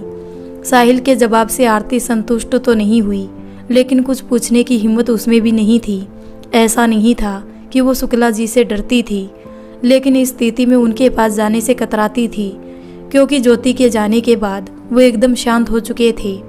पहले कोई बात अगर शुक्ला जी को खराब लगे तो उसकी सास ज्योति संभाल लेती थी, लेकिन अब ऐसा नहीं है। वो नहीं चाहती कि उसकी कोई बात से शुक्ला जी परेशान हो। साहिल को बताकर इस बीच शुक्ला जी ने अपने काम पर जाना भी शुरू कर दिए, लेकिन एक खामोशी उनके भीतर आ गई थी। सवेरे निकलते और शाम को आते ही अपने कमरे में बंद होकर न जाने क्या करते, ये आरती समझ नहीं पा रही थी। लेकिन उनके व्यवहार में नरमी देख आरती थोड़ी खुश थी। एक समय जो अकड़ थी उनमें, अब वो कहीं गुम हो गई है। और कुछ महीने बाद एक पैकेट हाथ में लिए हुए थोड़े खुश नजर आ रहे थे आरती को। ये खुशी थी कि आत्म संतुष्टि, ये तो शुक्ला जी भी नहीं जानते थे। आरती ने साहिल को बताया अपने ससुर जी की बातें कि आज पापा जी के चेहरे पर थोड़ी खुशी नजर आई। साहिल खुश होते हुए अपने पापा के कमरे में चला गया। शुक्ला जी साहिल को आते देख, साहिल आरती को भी बुलाओ, एक चीज दिखाना चाहता हूँ मैं। साहिल ने आरती को आवाज दिया, जिसे सुनकर आरती भी उन दोनों के पास आ गई और उसने साहिल को पैकेट खोलने के लिए बोला। पैकेट खोलते ही एक किताब उसमें नजर आई। उस किताब के ऊपर लिखा था ज्योति की अनकही जोत। अपनी माँ की तस्वीर और नाम देखकर साहिल अपने पापा से, पापा ये क्या है? आरती के भी चेहरे में प्रसन्न के भाव को समझते हुए शुक्ला जी ने कहा, ये तुम्हारी माँ की किताबें हैं। ये सुनकर साहिल आश्चर्य से, माँ की किताब का मतलब मैं समझा नहीं। साहिल और आरती दोनों ही दंग थे ये किताब को देखकर। शुक्ला जी साहिल के हाथ से किताब लेते हुए, ये सब आरती की वजह से ही हुआ है। शुक्ला जी के ये बोलने पर आरती ससुर की तरफ ऐसे देख रही थी कि जैसे उनसे पूछना चाहती हो कि मैंने क्या किया। लेकिन उसके पहले ही शुक्ला जी, आरती तुमने अनजाने में ही उस दिन मुझे उस ज्योति से मुलाकात करवा दिया जिसे हम सबने कभी देखा ही नहीं था। तुम उस दिन अगर ज्योति की कुछ चीज़ें बटोरने नहीं आती तो मैं ज्योति को कभी नहीं समझ पाता। साहिल तुम्हें याद है मैंने एक दिन पूछा था कि तुम्हारे माँ के शौक क्या क्या थे? तुमने बोला कि तुझे नहीं पता था, तेरी माँ को लिखने का शौक था। उनके कलम में एक जादू है जिसे कभी किसी ने नहीं समझा। तेरी माँ भी एक नाम चाहती थी जो सिर्फ उसकी आवाज़ हो, और ये जो किताब तुम देख रहे हो ये तुम्हारी माँ का ही लिखा हुआ है। बस मैंने तुम्हारे माँ के नाम से एक पुस्तक के रूप में प्रकाशित करवाया हूँ। मैं कुछ दिनों से इसके लिए ही बाहर जा रहा था। आज एक पुस्तक आ गई है और कुछ धीरे धीरे आएगी। मेरे कुछ परिचित लोग थे, उन्होंने भी मुझे इसमें काफ़ी हद तक मदद किए हैं। उन सब का साथ नहीं होता तो मैं ये काम नहीं कर पाता। उसकी माँ लिखती भी थी, आज साहिल और आरती को भी वैसे ही आश्चर्य हुआ जैसे कुछ महीने पहले शुक्ला जी को हुआ था। किताबें देख साहिल और आरती बहुत खुश नजर आ रहे थे। उसके इस तरह मुस्कुराते चेहरों को देख एक शांति मिल रही थी शुक्ला जी को। तभी आरती को कुछ याद आया और दौड़कर स्टोर रूम से एक और डायरी ले आई। बाबूजी, उस दिन जो सामान मैं लेकर गई थी ना, उसमें ये एक डायरी भी थी। खोलकर देखी तो कुछ लिखा हुआ था, लेकिन उतना ध्यान नहीं दिया मैंने। लगता है मम्मी जी की ही है, इसमें ज़्यादा कुछ लिखा नहीं है। मिस्टर शुक्ला आरती के हाथ से लेते उसके पहले ही साहिल ने उसे ले लिया। पापा, इसे पहले मैं पढ़ूंगा। मिस्टर शुक्ला जी चाहते तो नहीं थे, लेकिन कुछ कह नहीं पा रहे थे। अपने पापा को चुप देखकर साहिल ने कहा, पापा मैं शाम तक आपको दे दूंगा। ये डायरी लगभग खाली है। लगता है ये अंतिम डायरी है माँ की। पापा, ये पढ़कर मैं खुद महसूस करना चाहता हूँ माँ को। ये बोलकर साहिल तो चला गया, लेकिन शुक्ला जी बेचैन हो गए। ज्योति के दर्द को महसूस कर क्या साहिल उसे अपने पापा का दर्जा देगा? एक भय उन्हें सताने लगा। अंतिम दिनों में ज्योति ने क्या लिखा होगा, ये बात उन्हें परेशान करने लगी। साहिल अपने कमरे में जाकर एक जगह बैठ डायरी खोलने लगा। आरती के मन में भी एक इच्छा जाग चुकी थी और इसी वजह से वो भी साहिल के पास बैठ गई। जैसे ही साहिल ने डायरी खोला, डायरी खोलते ही आरती लिखावट देखकर, अरे ये तो पूरी आपकी लिखावट है। माँ की लिखावट तो आपकी लिखावट से पूरी मिलती है। साहिल थोड़ा रुहासी होकर, माँ की लिखावट मुझसे नहीं मिलती, मैं माँ की तरह लिखता हूँ। और डायरी में माँ के लिखे शब्दों पे हाथ फेरते हुए, माँ की लिखावट वो अच्छी तरह जानता था। बचपन से उसकी भी इच्छा रहती थी कि वो भी माँ की तरह लिखे। माँ के लिखे शब्दों में हाथ फेरते हुए आरती से, हर वक्त मैं माँ से बोलता था कि माँ मैं भी तुम्हारी तरह लिखना चाहता हूँ। और माँ की कोशिशों से आज मेरी भी लिखावट बिल्कुल माँ की तरह ही है। इस बात की मुझे काफ़ी खुशी भी है। आरती कुछ और पूछे उसके पहले ही साहिल, आरती प्लीज़ मुझे कुछ देर के लिए अकेले छोड़ दो। मैं कुछ समय के लिए अकेले रहना चाहता हूँ। आरती साहिल की फीलिंग्स को समझते हुए उसे छोड़ दूसरे कमरे में दिया के साथ चली जाती है। साहिल डायरी के पन्नों पर देखते हुए, माँ के लिखे शब्दों को पढ़ते हुए उसके भी आंसू बहने लगे। आंसुओं के चादर में उसे हर शब्द जब धुंधले नजर आने लगे तो आंखों को रगड़ते हुए वो जल्दी जल्दी आंखों को मलता और फिर पढ़ने लगता। जब तक उसने पूरी डायरी खत्म की तब तक साहिल की आंखें नम हो फूल चुकी थी। डायरी को अपनी बाहों में कसकर दबाने लगा, जैसे कि आज वो माँ की गोद में सिर रखकर रोना चाहता हो। आज बहुत दिनों के बाद उसने माँ की महक और स्पर्श को महसूस किया था। ऐसा लग रहा था उसे जैसे माँ उसके आसपास ही है। और माँ के स्पर्श को महसूस करते हुए इस बीच उसकी आंख लग गई। लगभग 3 बज गए। तब भी जब साहिल ने दरवाज़ा नहीं खोला तो आरती दरवाजे को खटखटाते हुए साहिल को नाम से बुलाने लगी। आरती को देख मिस्टर शुक्ला, जो अभी भी बेकरार थे तब से जब से साहिल डायरी को अपने साथ ले गया था, आज वो भी साहिल की मनोदशा को समझ रहे थे। उसे जितना दर्द हो रहा था आज साहिल भी उन्हीं दर्द से कहरा रहा था। डायरी देखकर तो लगता था कि ये ज्योति की अंतिम डायरी है। अंतिम यात्रा जाने के पहले ज्योति क्या सोचती थी ये जानने के लिए तो मिस्टर शुक्ला भी व्याकुल थे। आरती ने साहिल और बाबूजी दोनों को ही खाने के लिए बुलाया था, लेकिन किसी ने भी आज खाने की इच्छा नहीं जताई। मिस्टर शुक्ला जहां आराम कुर्सी में बैठे साहिल की प्रतीक्षा कर रहे थे कि वो डायरी उन्हें सौंप जाए, वही दूसरी ओर साहिल डायरी को आगोश में लिए माँ के लिए तड़फ रहा था। आरती के बुलाने पर भी साहिल ने दरवाज़ा नहीं खोला तो मिस्टर शुक्ला, आरती साहिल को आवाज़ मत दो, उसे कुछ देर के लिए अकेले छोड़ दो। ससुर की बात को मानते हुए आरती दूसरे कमरे में चली गई, जहां दिया खिलौनों के साथ खेल रही थी। आरती दिया के साथ जरूर थी, लेकिन उसका मन बेचैन हो साहिल के पास था। शाम को साहिल की जब नींद खुली तब भी वो बेचैन था। उसने दरवाज़ा खोला। उसे दरवाज़ा खोलते देख आरती कुछ पूछे उसके पहले वो अपने पापा जी के कमरे में जाकर उन्हें डायरी दे दिया। साहिल को पापा के कमरे में जाते देख आरती चाय बनाने चली गई। साहिल की आंखों की सूजन देख मिस्टर शुक्ला ने उससे कुछ नहीं पूछा, बस एक नज़र देख उसे अपनी नज़रों को झुका लिया और साहिल ने भी उन्हें कुछ नहीं कहा। बस, पापा मैं थोड़ा वॉक करके आता हूँ, यह कहकर वो निकल पड़ा। उसने इंतज़ार भी नहीं किया कि पापा कुछ कहे और ना पापा को अपने साथ चलने को कहा, जो साहिल पापा के मना करने पर भी उन्हें वॉक के लिए ले जाता था। आज अकेले ही चला गया। साहिल को इस तरह देख मिस्टर शुक्ला भी थोड़े सहम गए थे। तभी आरती ने चाय लाकर शुक्ला जी को देने लगी और साहिल की चाय आरती के हाथ में ही रह गई। साहिल को इस तरह जाते देख आरती शुक्ला जी से पूछने लगी। साहिल ने बताया, कहाँ गए हैं वो? मिस्टर शुक्ला हाथ में चाय लेते हुए, हाँ वो के लिए गया है, वो थोड़ा अकेला रहना चाहता है शायद। ये सुन आरती चली गई, लेकिन मिस्टर शुक्ला चाय पीते हुए भी बार बार डायरी की तरफ देख रहे थे। चाय पीकर वो भी छत पर चले गए। ज्योति की याद उन्हें सताने लगी। हर समय ज्योति के आसपास रहना, जहाँ शुक्ला जी की आदत बनते जा रही थी, आज खुद को ज्योति के बिना बहुत अकेलापन महसूस कर रहे थे। रह रहकर उन्हें लग रहा था कि आज अगर ज्योति होती तो शायद साहिल को समझ पाती। साहिल के बर्ताव को सोचते हुए आज उनका मन भी कुछ अशांत था। डायरी को खोलने की हिम्मत अब उनमें नहीं था। बार बार आसमान की तरफ देखते और न जाने मन ही मन क्या बुदबुदा रहे थे। बहुत देर तक वो छत पर बैठे रहे।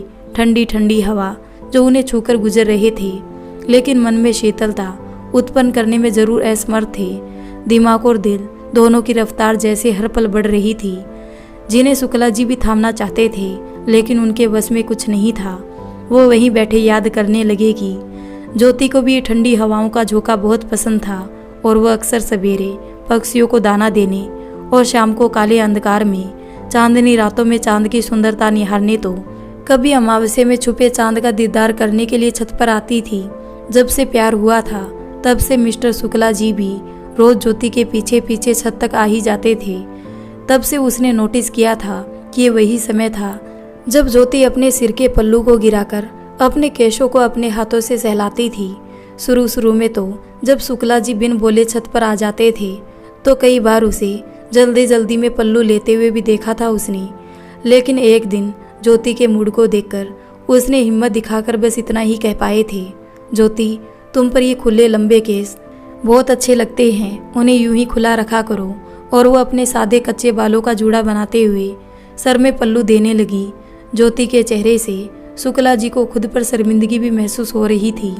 जो ज्योति कह नहीं पा रही थी उसे शुक्ला जी बखूबी समझ पा रहे थे। ज्योति को सालों की तड़फ देने के बाद जब आज केसों में सफ़ेदी आ गई, तब शुक्ला जी की ये बातें ज्योति को पसंद तो नहीं आई, लेकिन उसने अपने मुंह से कुछ नहीं कहा। ज्योति को चुप देखकर फिर से शुक्ला जी ने कहा, ज्योति तुम केस को खुला छोड़ दो, मैं ही चला जाता हूँ। शुक्ला जी को जाते देख ज्योति ने कहा, नहीं आपको बैठना है तो आप बैठिए, मैं आपके लिए कुछ लेकर आती हूँ। ज्योति जाने ही वाली थी कि मिस्टर शुक्ला जी, जो ज्योति का हाथ पकड़ना चाहते थे लेकिन पकड़ नहीं पाए, और उसका रास्ता रोकते हुए, ज्योति मुझे कुछ नहीं चाहिए, तुम मेरे पास बैठो। और इसी तरह अक्सर शुक्ला जी शाम को छत पर जाकर ज्योति के पास बैठ जाते। धीरे धीरे ज्योति ने शुक्ला जी के बहुत कहने पर उनके सामने पल्लू नीचे कर अपने केश को सहलाते हुए हमेशा की तरह चांद की तरफ देखती रहती। ज्योति चांद को निहारती और शुक्ला जी अपने उस चांद को देखते जिन्हें उनकी वजह से ग्रहण लग चुका था। रोज ज्योति का चांद की तरफ देखना शुक्ला जी समझ नहीं पा रहे थे, और एक दिन जब ज्योति को चांद की तरफ देखते देखा तो उसने पूछ ही लिया, ज्योति तुम क्या देखती हो चांद में? ज्योति ने कहा, नहीं ऐसा कुछ नहीं, मुझे अच्छा लगता है चांद को निहारना, बहुत कुछ सिखाया है चांद ने मुझे। तब ज्योति की बात सुनकर हंसते हुए, चांद भला क्या सिखाएगा, जरा मुझे भी समझाना तो। ज्योति ने कहा, जो अब तक मिस्टर शुक्ला के तीखी टिप्पणी की आदी थी, इसलिए ज़्यादा रिएक्ट नहीं किया उसने। आप नहीं समझोगे। मिस्टर शुक्ला जो समझ चुके थे कि ज्योति को उनकी बात पसंद नहीं आई, अब वो पहले वाले मिस्टर शुक्ला नहीं थे। अब जो मिस्टर शुक्ला ज्योति के सामने थे वो शुक्ला जी ज्योति के आशिक थे। और फिर आहिस्ता से, ज्योति तुम चांद से क्या बातें करती हो, मुझे भी बताओ ना। मिस्टर शुक्ला जी के नरम बर्ताव को देख ज्योति, यही सवाल तो चांद भी मुझसे करता है। ज्योति ने चांद को देखते हुए कहा, चांद तू रोज बैठ मुझे निहारती हो, कुछ देखकर शायद तू भी कुछ सोचती है। क्या है तेरे मन में जो तू उदासी फिरती है? ज्योति ने कहा, चकोर के प्रेम में तू भी अधूरा सा है, पास होकर भी प्यासा सा है, नियति का तू भी मारा है, बस तुझसे ही कुछ सीख रही हूँ। चांद ने कहा, क्यों, ऐसा क्या देखा तुमने मुझ में जो तू सीखने वाली है? ज्योति ने कहा, चेहरे में कई दाग होते हुए भी सबके आंगन में शीतलता चांदनी बिखेरते फिरता है। तुमसे ही जीने का तरीका सीख रही हूँ। अधूरा होते हुए भी तो अपनी चांदनी कैसे सब पर लुटाता है, बस यही सीखना मैं भी चाहती हूँ। ये बोलकर ज्योति खामोश सी चांद की तरफ देखती रहती है। और मिस्टर शुक्ला, अरे वाह ज्योति, तुमने तो बहुत सुंदर तरीके से इसे अभिव्यक्त किया है। तुम क्या ऐसे ही चांद से बातें करती हो रोज? ज्योति ने इसका कुछ जवाब तो नहीं दिया था, बस शुक्ला जी की तरफ एक नज़र जरूर देखी थी और फिर चांद को देखने लगी। ज्योति ने जो उस दिन कहा था, शुक्ला जी उसकी गहराई तो तब भी नहीं माप सके थे, लेकिन आज वो चांद की तरफ देखते हुए उस बात की गहराई को समझ पा रहे थे। अपने दर्द को ज्योति ने तब भी कहा था शायराना अंदाज में, लेकिन तब तो शुक्ला जी के समझ से परे था सब। ज्योति ने इतनी अच्छी तरह से अपनी फीलिंग्स को प्रकाश किया था पहली बार उनके साथ, तब जिसे समझने में मिस्टर शुक्ला असमर्थ रहे।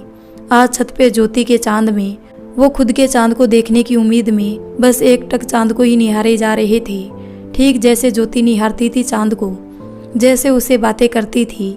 आज मन ही मन खुद भी चांद से बातें करने लगे। आज चांद को निहारना उन्हें भी सुकून दे रहा था। बहुत देर तक छत में टहलने के बाद जब नीचे गए तो साहिल नजर नहीं आया, तो उसने आरती से पूछा, आरती साहिल आया क्या? आरती रोटी बनाते हुए, नहीं पापा, अभी तक तो नहीं आए।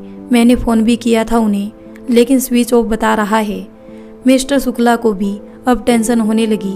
वो भी साहिल को खोजने के लिए बाहर जाने लगे। 10 बजने को आए थे, लेकिन साहिल अभी तक नहीं आया। 15-20 मिनट घर के आसपास ही शुक्ला जी चक्कर लगाने लगे। इसके पहले साहिल यूं बिन बताए कहीं नहीं गया था। घर के प्रति जो जिम्मेदारी थी उसने उसको हमेशा ही सही तरीके से पालन किया था।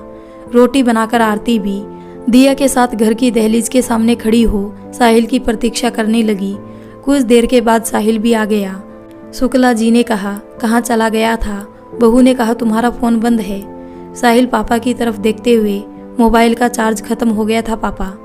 साहिल की आवाज़ में कुछ तो परिवर्तन था, ये शुक्ला जी भी समझ पा रहे थे, लेकिन उन्होंने बात को ज़्यादा नहीं बढ़ाया। साहिल के कदम रखते ही आरती, चलो जी हाथ मुंह धोकर पहले खाना खा लीजिए। नहीं आरती, मुझे भूख नहीं है, और सीधे अपने कमरे में चला गया। साहिल के मना करने पर आरती ने शुक्ला जी से पूछा, पापा आपको भोजन दे देती हूँ। साहिल ने जब मना किया तो शुक्ला जी कैसे खाते, उन्होंने भी मना कर दिया और अपने कमरे में आ गए। साहिल का बर्ताव शुक्ला जी को कुछ ठीक नहीं लग रहा था। आराम कुर्सी में बैठे एक बार डायरी की तरफ देखते और कभी साहिल का सोचते। कहीं डायरी पढ़ने के बाद साहिल भी तो उनसे नफरत नहीं करने लगा। आंख मूंदे लेटे हुए थे वो अपनी आराम कुर्सी में, जो अभी उनके लिए सबसे अहम और प्रिय है, क्योंकि ये उनकी ज्योति की प्यार की निशानी थी। तभी आरती ने कहा, पापा आपने कुछ भी नहीं खाया, ये चाय लाई हूँ। शुक्ला जी ने कहा, आरती साहिल क्या कर रहा है? आरती ने कहा, अपने कमरे में है, उन्हें भी चाय देकर आई हूँ। आप कम से कम चाय पी लीजिए, नहीं तो ठंडी हो जाएगी। आरती के जाने के बाद वो चाय लेकर अपनी बालकनी में आ गए और बाहर देखते हुए चाय पीने लगे, लेकिन उनके भीतर जो धुआं चल रहे थे उन्हें नहीं झेल पा रहे थे। ज्योति के साथ साथ आज उन्हें साहिल को भी खो देने का भय होने लगा। ऐसा साहिल ने क्या पढ़ लिया, उन्हें ये बात सताने लगी। बहुत देर तक भारी हवा में खुद को शांत करने का प्रयास करते रहे, लेकिन इतना आसान नहीं था अपने मन को शांत करना। ये बात तो शुक्ला जी भी जानते थे। कुछ देर तक बैठ वो अपने कमरे में आ गई। बहुत रात हो चुकी थी, लेकिन नींद का नामो निशान नहीं था। उसने डायरी की तरफ अपना हाथ बढ़ाया और बैठ गए अपने प्रिय स्थान में। डायरी को जब टटोला तो देखा डायरी लगभग खाली ही थी। गिने चुने पन्नों में ही ज्योति के कुछ राज अभी भी बंद थे और पहले पन्नों के साथ उन्होंने पढ़ना शुरू किया। बहुत दिनों से सीने के दर्द को झेल रही हूँ। लगता है मुझे कि मेरे जाने के दिन नज़दीक आ चुके हैं। अब तो इलाज कराने का भी मन नहीं करता। इतनी दवाइयों से अब जी उब गया है। सब कुछ तो देख लिया है, अब और कुछ देखने का मन नहीं है। आज पता नहीं क्यों बीते दिन बहुत याद आ रही है। एक एक लम्हे को जीना मेरे लिए कहीं मुश्किल था तो कहीं अपनों का साथ से भी काफ़ी हौसला मिला था मुझे। मेरा बेटा साहिल भी आरती के साथ अपनी गृहस्थी में खुश है। उसे और आरती को देख मैं जी उठती हूँ। जब आरती आई थी तब वो मेरी तरह अल्हड़ अपनी दुनिया में मस्त रहने वाली थी। जिंदगी से प्यार है उसे भी, इसलिए मैंने उसकी मासूमियत को कभी मरने नहीं दिया। साहिल और आरती की नोक झोंक मुझे मेरे बीते हुए दिन में ले जाते हैं, जहाँ जिंदगी ने मुझे परिपक्व बना दिया। वही आरती की मासूमियत को मैं बनाए रखना चाहती हूँ। रिश्तों की आड़ में उसकी खुशियों को महफूज रखना था मुझे। आरती को जो पसंद है वो साहिल से हक से लेती है। मुझे उसकी ये बात बहुत अच्छी लगती है। उन दोनों का ये प्यार हमेशा बना रहे। सबके विचार अलग होते हैं, उसी तरह मेरे भी थे। मैंने अपनी गृहस्थी बचाने की पूरी कोशिश की, लेकिन हर अपमान से मैं हारती चली गई। जब किसी औरत का पति उससे खुश ना हो तो समाज भी औरत को ही दोषी ठहराते हैं। मेरे साथ भी यही हुआ। समाज की नज़रें मुझे भी चुभती थी। सबकी आंखों में कुछ पर्सन को मैंने भी सर्वदा ही झेला है। शुक्ला जी के साथ इस बंधन में मैं अकेली बंद कर रह गई। अपने सपने का त्याग कर मैंने इनके परिवार को सींचा है। जिस बंधन में हम दोनों बंधे थे, कुछ जिम्मेदारी हम दोनों को ही साथ निभाना था, लेकिन ऐसा हो नहीं पाया। किसी की नफरत को पाना जितना सहज है तो मुश्किल है किसी के दिल में अपनी जगह बनाना। मुझे भी बहुत वक्त लगा था सबके दिलों के दरवाजे तक पहुंचने में, बस कभी शुक्ला जी के दिल तक नहीं पहुंच पाई। कई बार मैं भी टूटी, लेकिन मुझे तो अकेले ही संभलना था। किसके कंधे पर सिर रख रो सकूं, जिसे मैं कुछ कह पाती कोई नहीं था इस डायरी के सिवा। हाँ, सास ने मुझे काफ़ी हद तक समझा था। एक माँ का प्यार उसने मुझे हमेशा दिया। सबका प्यार मिला, स्नेह मिला, उनसे जुड़े हर रिश्ते ने मुझे प्यार दिया। लेकिन जिनकी वजह से मैं सबसे जुड़ी थी, उनके दिल में जगह कभी नहीं बना पाई। वही आरती ने पाना सीखा था। उसे जीते देख मैंने भी जीना सीखा था। उसकी मुस्कुराहट बने रहे, हमेशा मैं यही कोशिश करती रहती और साहिल को भी बोलती कि आरती का ख्याल रखे। एक तरफ से मुझे साहिल पर गर्व महसूस होता था कि उसके संस्कार मुझसे मिलते हैं। एक नेक लड़का होने के साथ वो एक अच्छा पति भी है। लेकिन कभी कभी खुद ही सोचती हूँ कि साहिल को बचपन से माँ बाप का प्यार एक साथ नहीं मिला। बचपन में उसके पूछे पर्सन से मैं भी घबरा जाती थी, लेकिन बहुत कोशिशों के बाद उसे समझा ही लेती थी। दूसरे बच्चे के माँ बाप को एक साथ घूमते फिरते देख साहिल की आंखों में छुपे आंसुओं को भी देखा था मैंने। बहुत कम उम्र में वो भी बहुत समझदार होने लगा और एक दौर ऐसा आया कि वो मुझे खुश करने की कोशिश करता। शायद वो भी मेरे और अपने पापा के प्यार की निरस्ता को पहचान चुका था, लेकिन मैंने कभी भी उसे उसके पापा के खिलाफ नहीं किया। मैं हमेशा से यही चाहती थी कि वो मुझे जिस तरह प्यार और सम्मान देता है, अपने पापा के साथ भी उसका यही बर्ताव रहे। शुक्ला जी भी अब कुछ बदलने जरूर लगे हैं। उन्हें देखकर तो यही लगता है कि वो कुछ कहना चाहते हैं, लेकिन कह नहीं पाते। उस रात को सोते समय जब मैं सीने के दर्द से कहरा रही थी, तब उन्हें सारी रात मैंने तड़पते देखा था। पहले के शुक्ला जी और आज के शुक्ला जी में परिवर्तन तो आए हैं। शायद उनकी आंखों में खुद के लिए माफ़ी मांगना चाहते हैं, लेकिन बोलने से कतराते हैं। एक समय था जब शुक्ला जी को कोई फर्क नहीं पड़ता था। अपने रुतबे और गुमान में रहने वाले शुक्ला जी आज उम्र के साथ उनका मन भी पिघलने लगा है। अब उनसे कहने लायक मेरे पास कुछ नहीं है, ना ही नफरत और ना ही प्यार। मरना तो हमारे हाथ में नहीं है, लेकिन मैंने तो मरकर जिया है, सब जानती हूँ। जिंदगी किसी को नहीं छोड़ती, हर किसी को जिंदगी के पाठ से रूबरू होना ही पड़ता है। आज नहीं तो कल कीमत तो चुकानी ही पड़ती है। डरती हूँ अब कभी शुक्ला जी को इसकी कीमत ना चुकानी पड़े। बस एक डोर है साहिल का, जिससे हम दोनों बंधे हुए हैं। कभी कभी सोचती हूँ कि अगर मैं एक नारी की मर्यादा पार करती तो क्या शुक्ला जी माफ़ करते मुझे। लेकिन फिर भी कोशिश करती हूँ कि एक पत्नी होने के नाते मैं उन्हें माफ़ कर भी दूँ। लेकिन एक माँ होने के नाते माफ़ करना मुश्किल है, क्योंकि इसमें साहिल का बचपन छीना है। मैं उसका बचपन तो नहीं ला सकती। उन्हें माफ़ करने का अधिकार भी साहिल को ही है। लेकिन मैं साहिल को जानती हूँ, बेटा है वो मेरा, मेरी तरह ही है वो। मुँह से कुछ नहीं कहता, लेकिन उसके अंदर जो दर्द है उसे महसूस करती हूँ मैं। आरती का साथ साहिल को कभी टूटने नहीं देगा। आरती ने हमेशा अपनी आत्मसम्मान को संभालते हुए इस परिवार और साहिल की जिम्मेदारियों को संभाला है। जहाँ गलत होने पर वो कभी चुप नहीं बैठी, तो अपनी बातों से मार्गदर्शन भी दिया है उसने। मेरे बाद अगर कोई साहिल को संभाल सकता है तो वो आरती ही है। इस परिवार को आरती कभी टूटने नहीं देगी और ना ही साहिल को कभी बिखरने देगी। और साहिल कभी ऐसा कोई काम नहीं करेगा जिससे मुझे तकलीफ हो। पन्ने पलट शुक्ला जी ने देखा, तारीखों में काफ़ी अंतर है। शायद उसने फिर बहुत दिनों बाद लिखा था, बहुत बार जी चाहता है कि सब डायरी जला दूं, क्योंकि मेरे मरने के बाद इसका भी कोई अस्तित्व नहीं रह जाता। कौड़ियों के दाम में ये बिकेंगे, और जिसने सारी उम्र मेरा साथ दिया, मैं इसे किसी कूड़े में नहीं फेंकना चाहती। नहीं चाहती कि ये रद्दी में बिके। यही तो मेरे जीवन की संपत्ति है, जो हर पल मेरे साथ रही है। मैं खुद को मिटाने से पहले इसे खुद में मिटाना चाहती हूँ, लेकिन इस सीने के दर्द ने मुझे अपाहिज बना दिया। अब कुछ भी लिख पाना और कुछ भी करने में असमर्थ हूँ। अब नहीं होता कुछ। शायद मेरे बहुत नज़दीक है वो पल जहाँ मुझे अब जाना है। साहिल और शुक्ला जी ने तो डॉक्टर के पास बहुत बार ले जाना चाहा, लेकिन अब मुझ में कहीं और जाने की हिम्मत नहीं है। डरती हूँ मेरे बाद शुक्ला जी अकेले पड़ गए तो वो कैसे झेल पाएंगे। ये एकाकीपन कितना दुखद पहलू होता है। कहीं उनके साथ भी ऐसा समय ना आ जाए। सारी उम्र में तरसती रही, अब कहीं वो ना तड़पे। इसके बाद शायद और आगे ज्योति लिख नहीं पाई। जाते जाते भी उसे मेरी ही फिक्र थी। डायरी को सीने से लगाए शुक्ला जी उस ज्योति को पहचानने की कोशिश कर रहे थे, जिसे कुछ ना बोलने पर भी वो समझ जाती थी।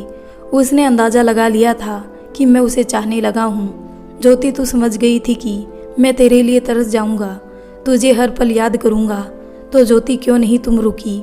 इतनी जल्दी कैसे और क्यों चली गई? तुमने मुझे कोई दंड नहीं दिया? क्या मैं तेरा अपराधी बनने के लायक भी नहीं था?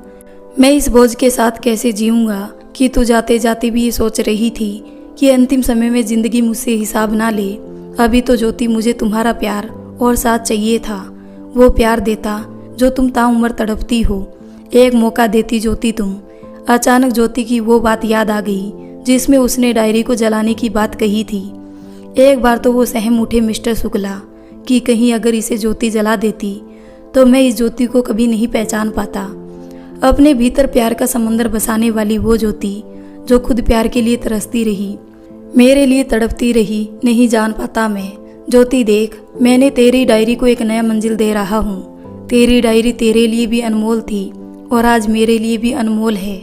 मन ही मन आंख बंद कर शुक्ला जी ज्योति से बातें करने लगे। अब उसे समझ आ रहा था कि क्यों साहिल भी शांत था।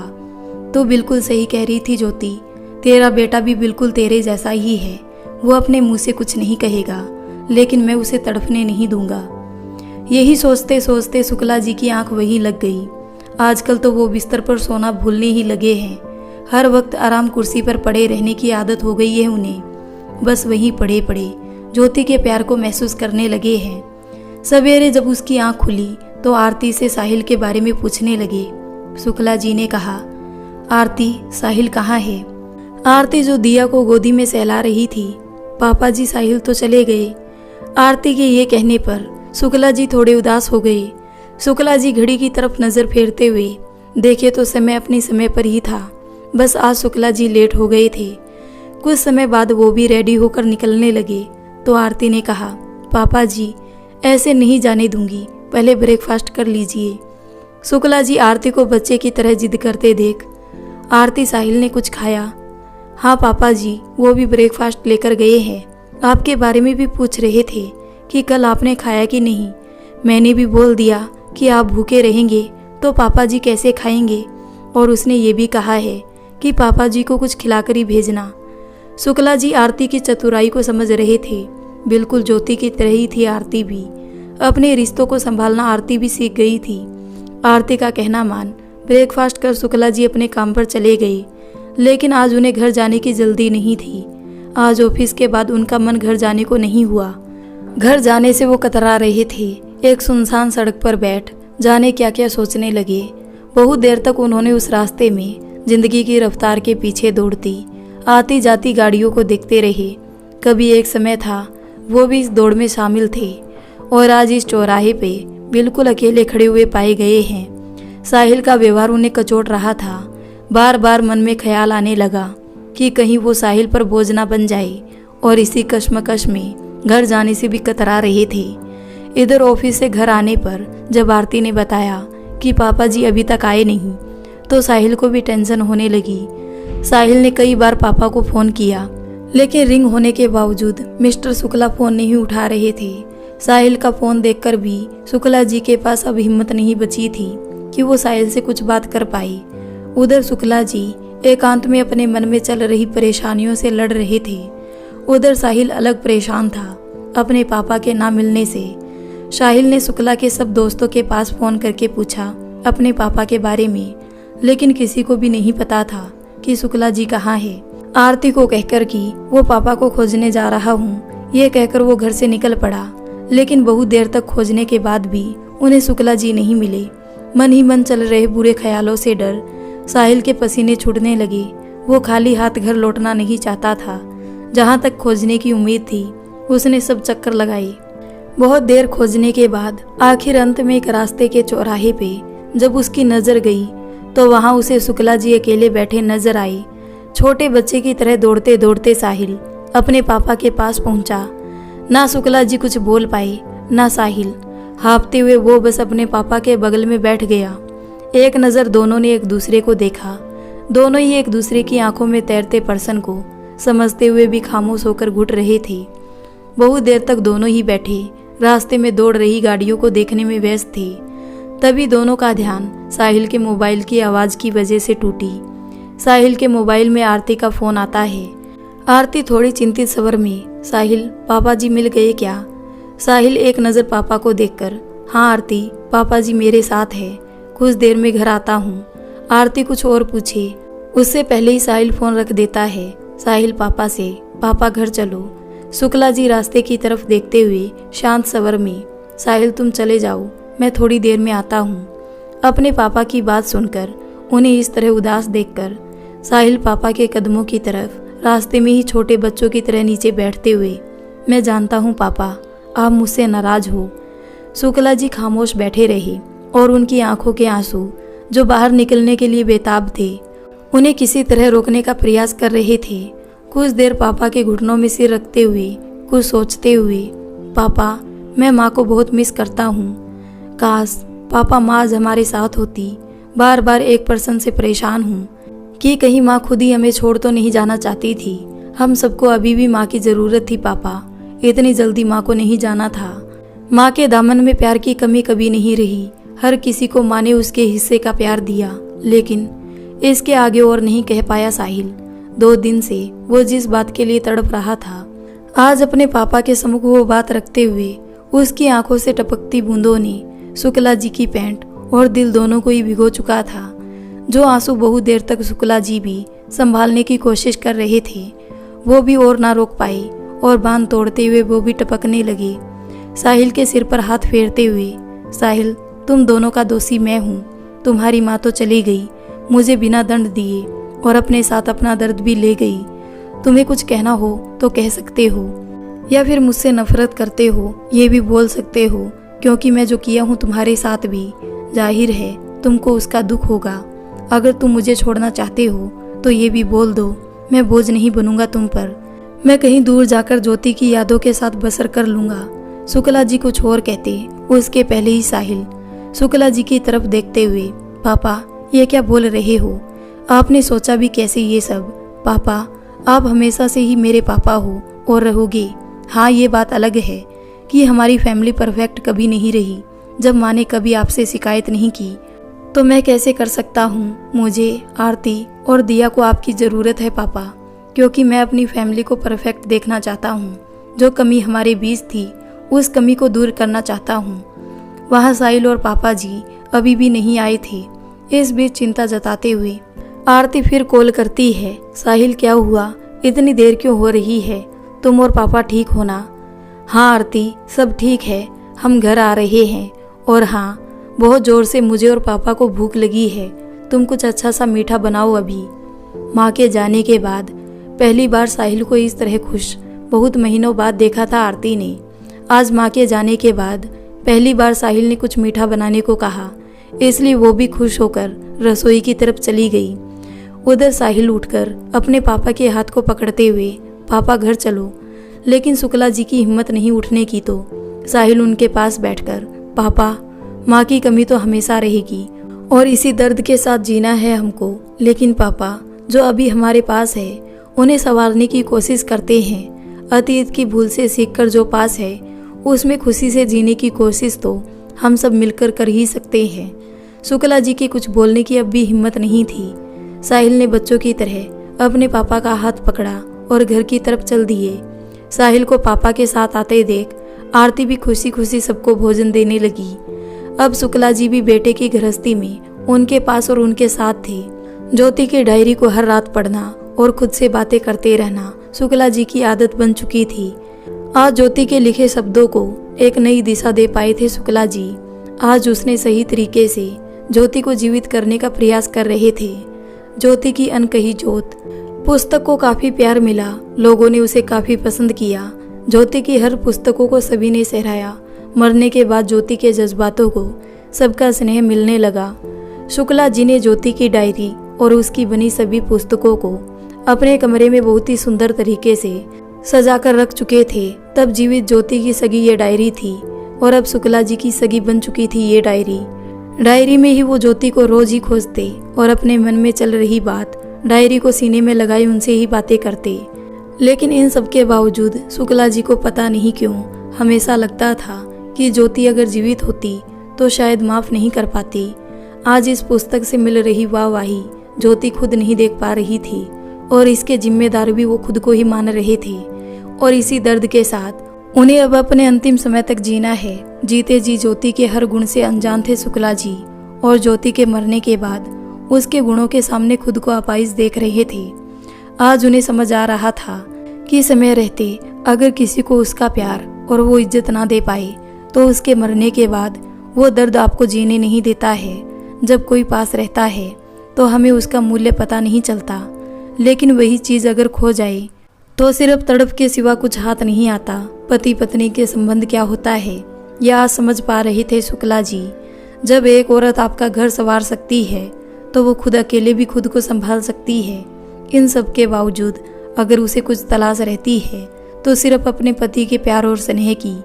और इसी तरह खुद को नफरत करते हुए और एक बोझ दिल में लिए मिस्टर शुक्ला जी को जीना पड़ रहा है अपनी ज्योति के साथ। एक समय था जब वो ज्योति से दूर भागते थे और आज वही शुक्ला जी ज्योति का साथ पाने के लिए तरस रहे हैं। रोज पौधों को पानी देते हुए उनसे बातें करना, छत पे पंछियों को दाना देकर मुस्कुराते हुए उनसे बातें करने लगे हैं। अब तो पंछी भी शुक्ला जी को पहचान ज्योति की तरह उनसे बातें करने लगे हैं। शुक्ला जी ज्योति के हर उस काम को करते जिससे ज्योति को खुशी मिलती थी। अब उन्हें इस बात का अफसोस सदैव परेशान करता है कि काश वो तन की सुंदरता से अधिक अगर मन की सुंदरता को पढ़ पाते तो आज उसकी और ज्योति की शादी भी एक परफेक्ट जोड़ी होती। तन की सुंदरता तो एक दिन ढल जानी है, लेकिन मन की सुंदरता तो हमेशा पास रहती है। जैसे ज्योति के ना होने पर भी ज्योति आज भी सबके दिलों में बसी हुई है। अब अकेले कमरे में ज्योति की याद और उसकी डायरी के साथ अपने जीवन को जीना भूल बस काट रहे हैं शुक्ला जी। दोस्तों, शादी के बाद हर स्त्री का एक दूसरा जन्म होता है, जहां वो अपने परिवार को छोड़ जिसके हाथ को थाम दहलीज पार करती है उन्हें एक नया परिवार मिलता है। उसी की होकर वो सांचे में ढल जाती है। शादी के बाद जिम्मेदारियों के पीछे प्यार कहीं छुप सा जाता है। ये रिश्ता भी कभी कभी बोझ सा लगने लगता है, लेकिन अगर हम इस पल को आनंद लेते हुए कभी कभी मीठे प्यार की बोली या मीठे तकरार के साथ बोलते हुए इस पल को जीने लगे तो कुछ मीठी यादों को हम अपने पास सहज कर रख सकते हैं। ये यादें उस वक्त हमारा साथ देती है जब हम कभी अकेले पड़ जाते हैं। जीते जी अगर हम किसी को कुछ खुशी दे सके तो बिछड़ने के बाद दिल में इस मलाल के साथ जीना नहीं पड़ेगा जैसे शुक्ला जी जी रहे हैं। तो दोस्तों, आपको ये कहानी कैसी लगी? अगर अच्छी लगी हो तो वीडियो को लाइक कर दें, हमारे चैनल को सब्सक्राइब कर लें।